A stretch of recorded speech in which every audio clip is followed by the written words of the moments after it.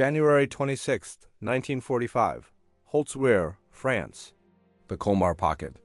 Second Lieutenant Audie Murphy stands alone in a frozen field as 6 German panzer tanks and 250 infantry soldiers advance toward his position. His entire company, 40 men, has retreated into the woods behind him. They're watching, waiting, praying. Murphy is 19 years old. He weighs 110 pounds. He's 5 foot 5 inches tall. And he's about to do something that will become legend.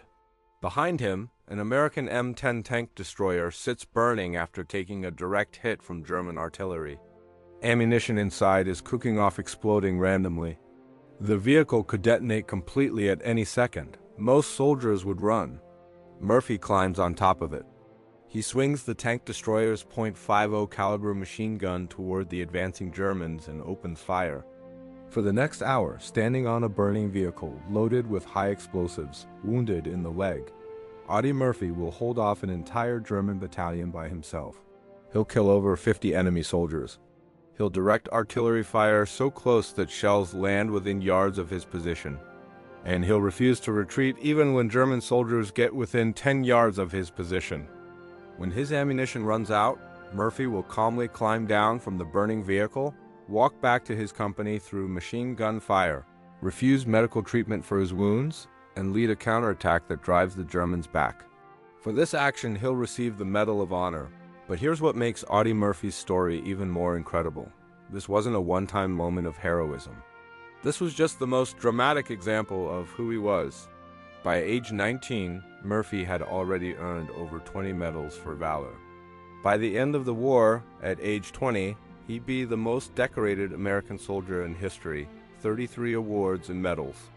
And after the war, he'd become a Hollywood star, write a best-selling autobiography, and spend the rest of his life fighting for veterans with PTSD, a condition he suffered from, but refused to hide.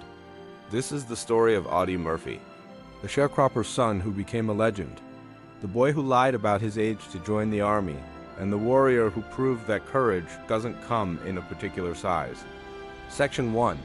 The boy from Texas to understand how a 110-pound teenager became America's most decorated soldier. You need to understand where he came from. And that story begins in the poorest part of Texas during the worst economic disaster in American history. Born into poverty June 20th, 1925, Hunt County, Texas, Audie Leon Murphy is born in a dirt-floor sharecropper's shack. He's one of 12 children, though only 8 will survive childhood. His parents, Emmett and Josie Murphy, are tenant farmers. They don't own the land they work. They survive by picking cotton and growing what they can. The Murphy home isn't really a home. It's a 3-room shack with no electricity, no running water, and holes in the walls. When it rains, water pours through the roof. In winter, they burn whatever wood they can find to stay warm. Young Audie's life is defined by hunger. Not the kind of hunger where you skip lunch. The kind where you go to bed with an empty stomach and wake up with an empty stomach and spend the entire day thinking about your next meal. At age 5, Audie starts picking cotton alongside his parents. By age 9, he's pulled out of school during harvest season to work full-time in the fields. His hands bleed from the sharp cotton bolls. His back aches from bending over all day. But the family needs every penny. The only relief from the endless work comes from hunting. Audie's father gives him a rifle when he's 10 years old, and the boy discovers he has a natural gift. He can shoot squirrels, rabbits, anything that moves. The skill with a rifle that will one day make him legendary starts here hunting to feed his starving family. Abandonment. When Audie is 15 years old, his father walks out. Just leaves. No explanation. No goodbye. He abandons Josie and the 8 surviving children. Years later, Murphy would say, "I hate anyone who quits." That resentment toward his father, toward anyone who gives up, would define him for the rest of his life. With his father gone, Audie becomes the man of the house at 15.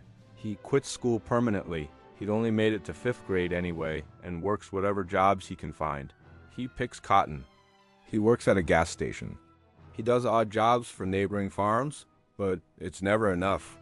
The family is always one step from starvation. In 1941, when Audie is 16, his mother dies.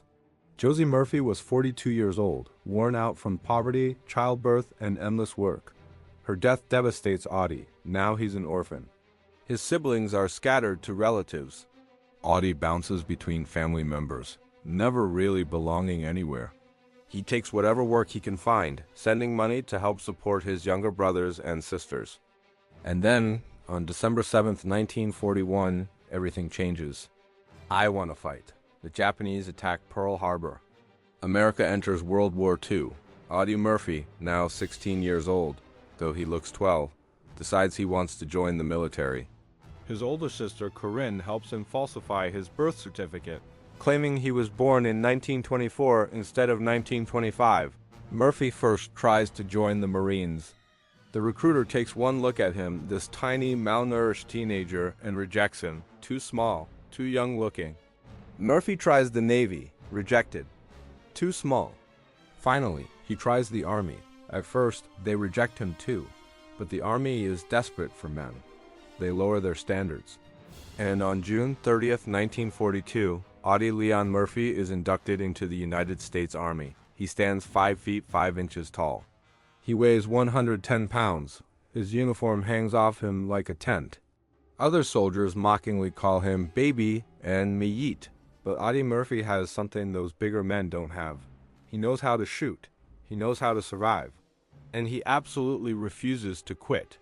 During basic training at Camp Wolters, Texas, Murphy qualifies as an expert marksman with the M1 Garand rifle. His drill sergeant tries to reassign him to cook school, telling him he's too small for combat. Murphy refuses. He wants to fight. After advanced infantry training at Fort Meade, Maryland, Murphy ships out to North Africa in February 1943.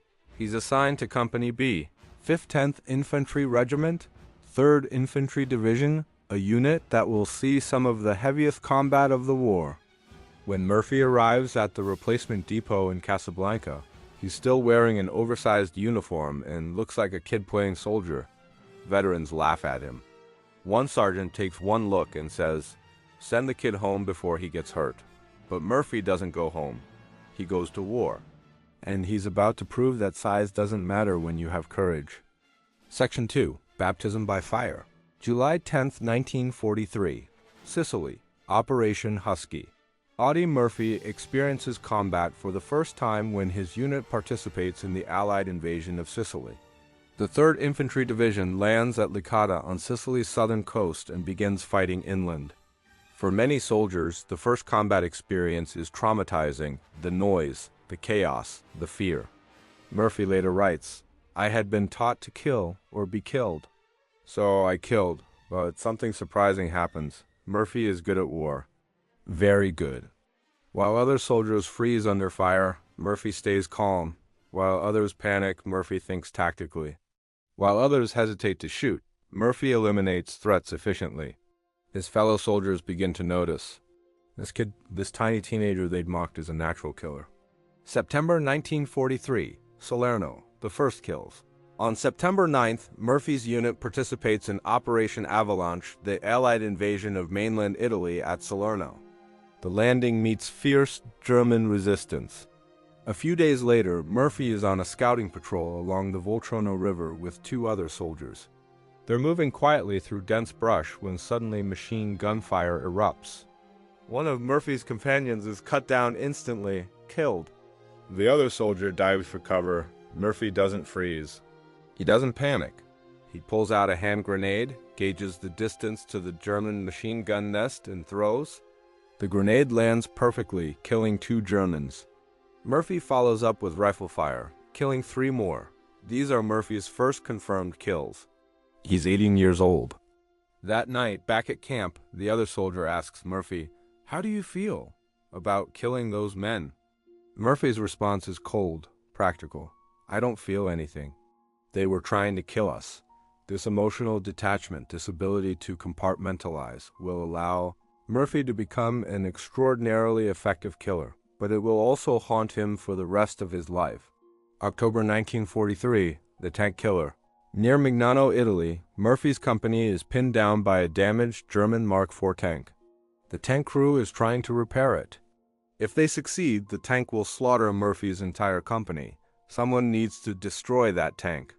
Murphy volunteers. At night, under cover of darkness, Murphy crawls alone across 200 yards of open ground toward the German position. He's carrying rifle grenades, essentially grenades that can be fired from a rifle barrel for extra distance. Murphy gets within 30 yards of the tank close enough to hear the German crew talking. He fires 3 rifle grenades in quick succession.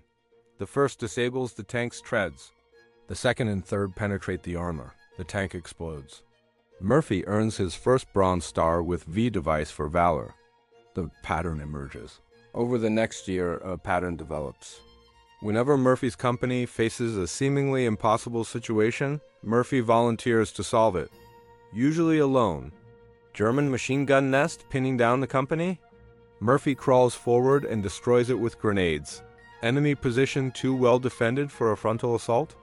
Murphy flanks it alone and attacks from the side. Company needs prisoners for interrogation? Murphy goes out at night and captures them. He racks up kills and decorations at an astonishing rate.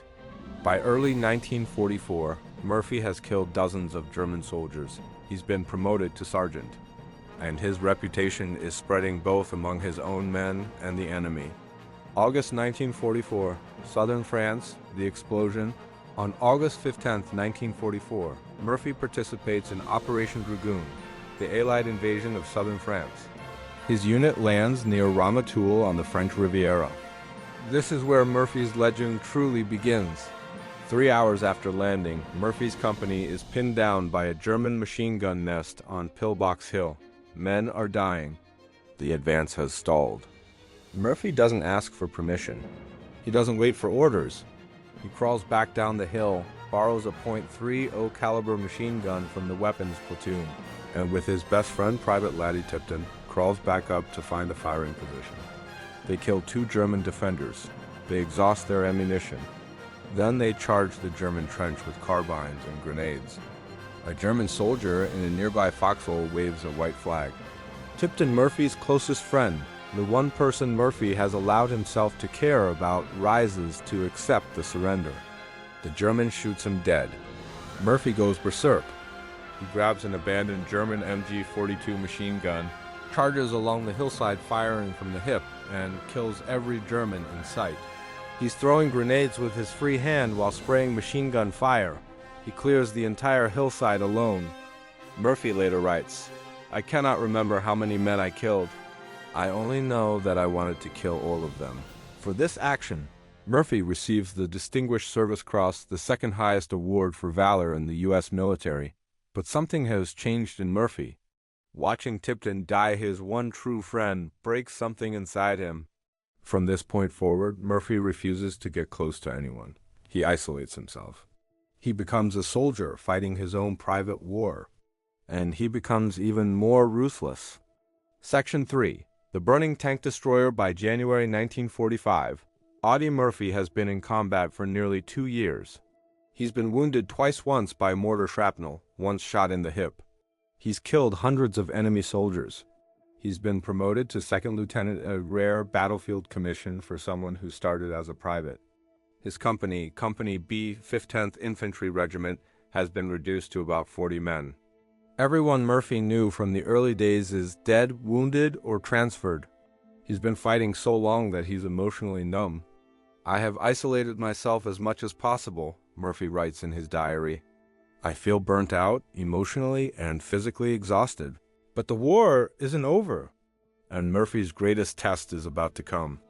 January 26, 1945. The setup, the location is Holzwehr, France's small village in the Colmar Pocket, the last German-held territory west of the Rhine River.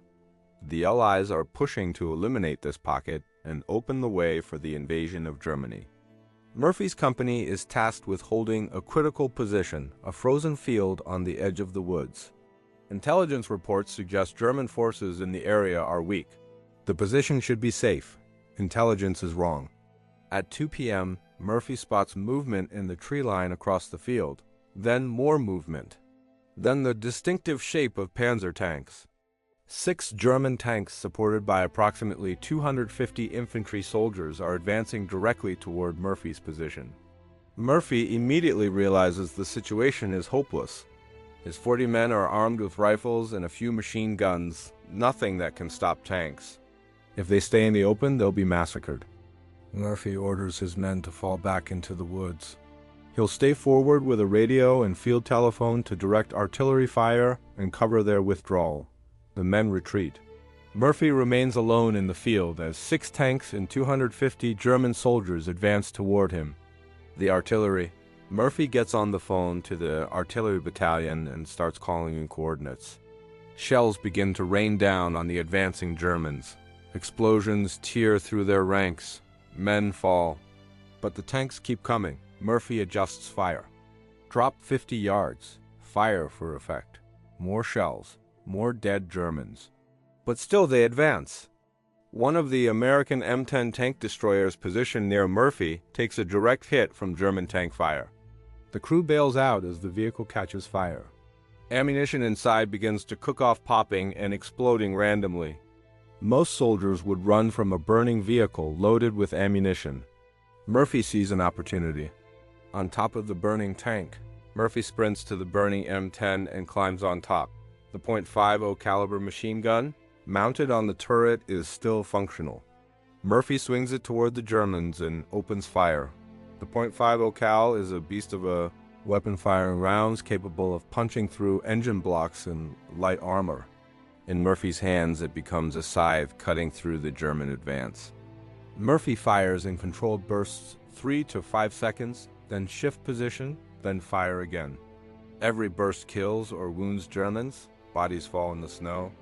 The Germans see the lone soldier on the burning tank and concentrate their fire on him. Machine gun bullets spark off the armored hull. Rifle rounds zip past Murphy's head. Artillery shells land nearby, throwing up geysers of frozen earth. Murphy doesn't flinch.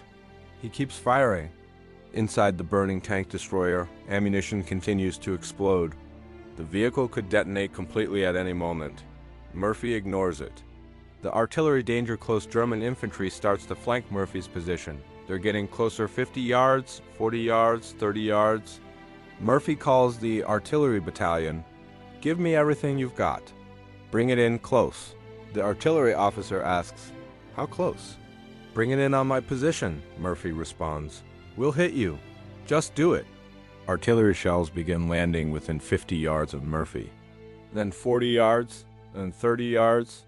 The concussion from the explosions rocks the burning tank destroyer. Shrapnel flies everywhere. Germans are obliterated by the shells' bodies torn apart, thrown into the air. One German squad gets within 10 yards of Murphy's position.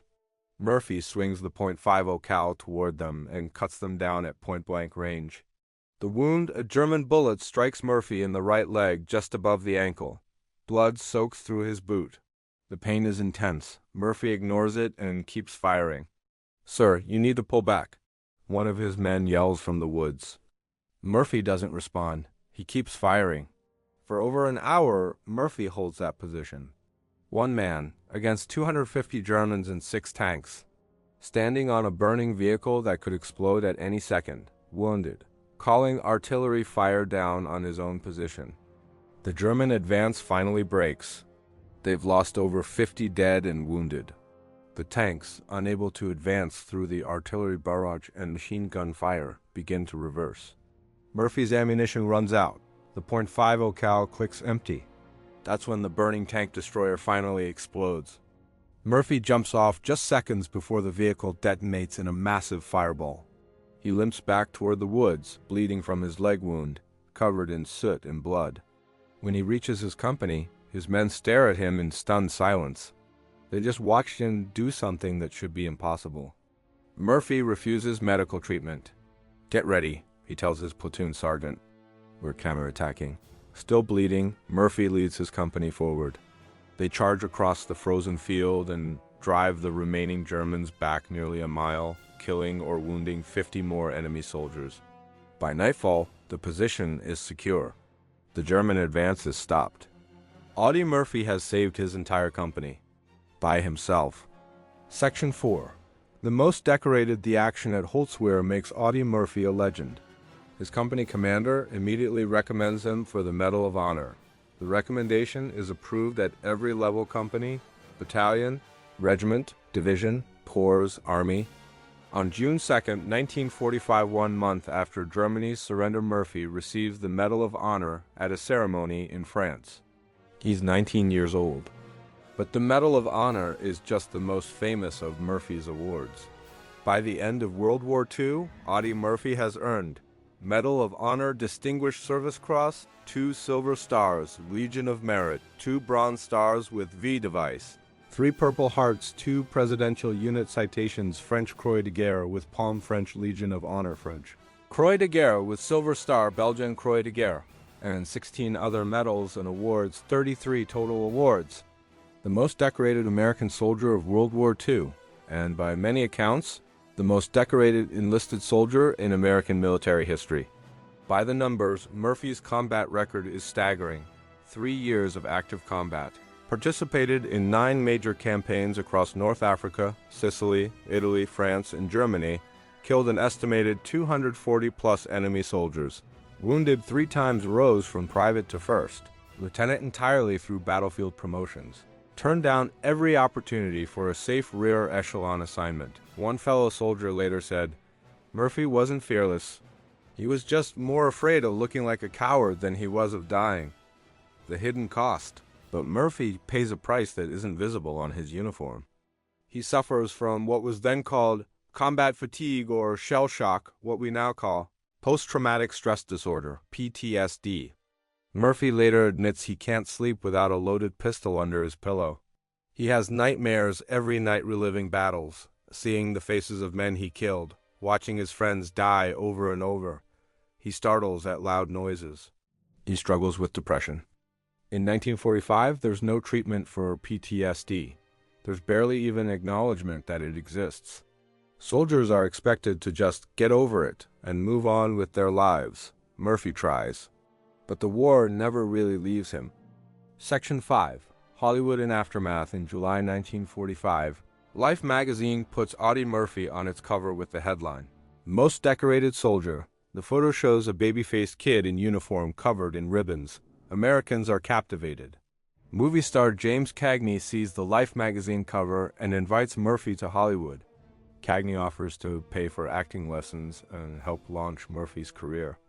Murphy, with nowhere else to go and no job skills besides killing, accepts.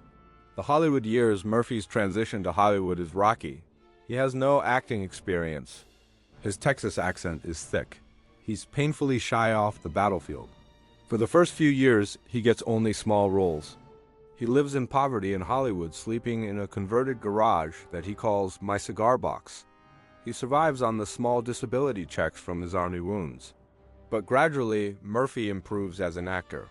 His natural charisma and authentic toughness translate well to westerns.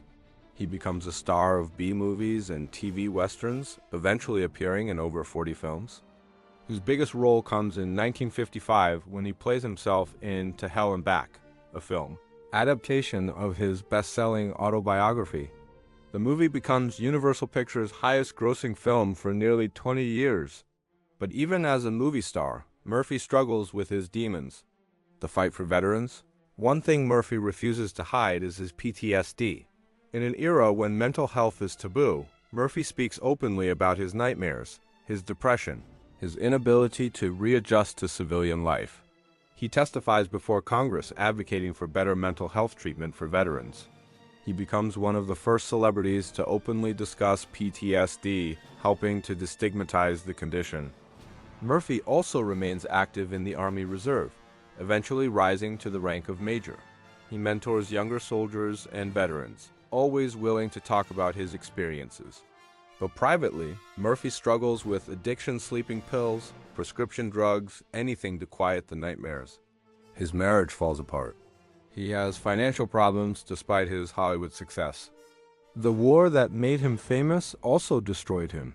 May 28, 1971, Audie Murphy is flying from Atlanta to Martinsville, Virginia in a private plane. He's on his way to close a business deal. The weather is terrible, heavy fog, low visibility. At approximately 3 p.m., the plane crashes into Brush Mountain near Roanoke, Virginia. Murphy and 5 others aboard are killed instantly. He's 45 years old. The irony is devastating. Murphy survived some of the most intense combat of World War II, hundreds of battles, multiple wounds, countless near-death experiences. He survived the impossible stand at Holt's Weir, and he dies in a random plane crash on a foggy afternoon. Murphy is buried with full military honors at Arlington National Cemetery. His grave is the second most visited grave at Arlington after President Kennedy. To this day, people leave coins, flowers, and notes thanking him for his service. The legacy today, Audie Murphy is remembered as the embodiment of American courage. His name adorns the Audie Murphy VA Hospital in San Antonio, Texas. Audie Murphy clubs on Army bases worldwide, honoring outstanding NCOs. Audie Murphy Memorial at the Texas State Cemetery. Numerous schools, buildings, and memorials across America. But Murphy's real legacy isn't the medals or the memorials. It's what he represents. The idea that courage doesn't come in a particular size. That heroes can come from anywhere, even a dirt-poor sharecropper's shack in rural Texas. That doing your duty sometimes means standing alone on a burning tank against impossible odds. And that the cost of war doesn't end when the fighting stops. Audie Murphy once wrote a poem called Alone and Far Removed. One stanza reads, "I think about the men I've killed, and all the others I should have saved. I feel alone and far removed from all the friends that I once had." Murphy understood something that many people don't. Being the most decorated soldier doesn't mean you're the most heroic. It often just means you survived when others didn't, or if he lived with survivor's guilt for the rest of his life. Subscribe so you don't miss it.